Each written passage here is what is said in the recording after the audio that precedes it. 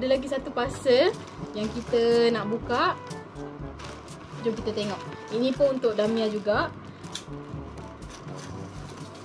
Okay, senang je nak buka, tapi ikut pada list dekat depan ni, Ika rasa ada satu barang yang tertinggal, yang diorang tertinggal. So Ika nak pergi tengok betul tak diorang tertinggal, ataupun kalau betul diorang tertinggal, terpaksalah kita orang pergi minta refund.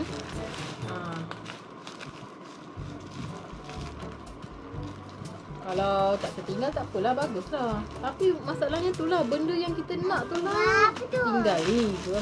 Okey. Kita ada apa tu?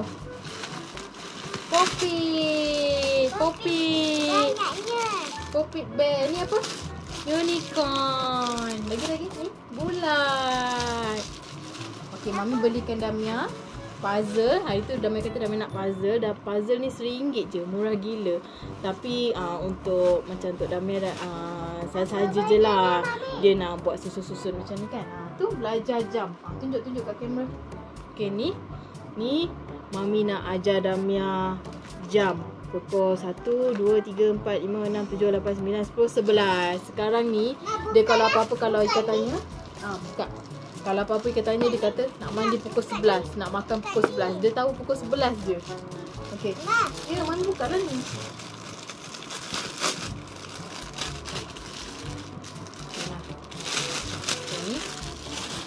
Ni pun kita buka. Okey. Sebab Ika beli popit ni, walaupun mula-mula Ika rasa benda ni tak function tau. Tapi lepas Ika tengok satu post Facebook hari tu, benda ni boleh jadi bahan pembelajaran untuk budak-budak sebaya Damia, budak-budak tadika umur 5-6 tahun. Benda ni boleh jadi bahan pembelajaran dia, salah satu tool untuk kita ajar dia abjad. So macam mana proses dia tu? Kejap lagi, Ika tak ada marker sekarang. Kita akan tulis ABC sampai habis. So untuk kasih dia interact dengan benda ni, kita boleh tanya dia lah, mana satu huruf A, mana satu huruf B. So dia boleh tekan. Contoh Ika dah tulis sini A kan, Ika tak tulis lagi sekarang ni. So Ika tulis A, B, C, D, E. Contohnya lah nanti kita tanyalah dia, mana huruf C. So dia boleh tekan C. So itulah yang Ika nak buat dengan Damia, nak engage dengan dia melalui popit ni. So sebab tu Ika beli popit ni sekarang. Dah terlambat pun, bukan trend lagi agaknya. Yang ini pun boleh juga buat. Alif bata ke ABC, alif bata 1, 2, 3. Okay, thank you. Okay, thank you. Mami nak tunjuk kat kamera ni. Tengok Damia tunjuk kat kamera. Damia dapat bentuk apa? Bentuk apa tu?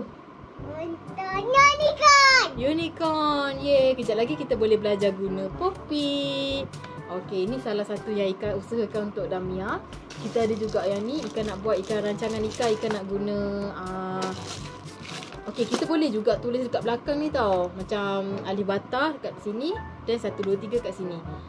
So kita tak adalah membazir, depan je guna kan. Okay, so Ika ada bear juga. Ni bentuk bear. Bentuk bear ni kita ada huruf A besar, huruf abjad besar, abjad kecil kan. Okay, so kita boleh guna semua space yang ada ni. Ni A besar, A besar pula. Ni huruf besar, huruf kecil. Ni alif bata. Lepas tu kita ada nombor.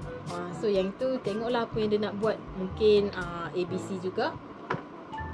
Yang ini kita ada Damia nak main puzzle. Dia minta request nak main puzzle. Puzzle ni kecil je, harga pun RM1 je. Buka. Semua nak buka sekarang. Okey, ni yang jam ni. Tengok Damia dapat apa? Jam. Baliklah. Masih Mami nak tengok. Okey, yang ni ada jam. Ika nak ajar Damia pasal jam dah.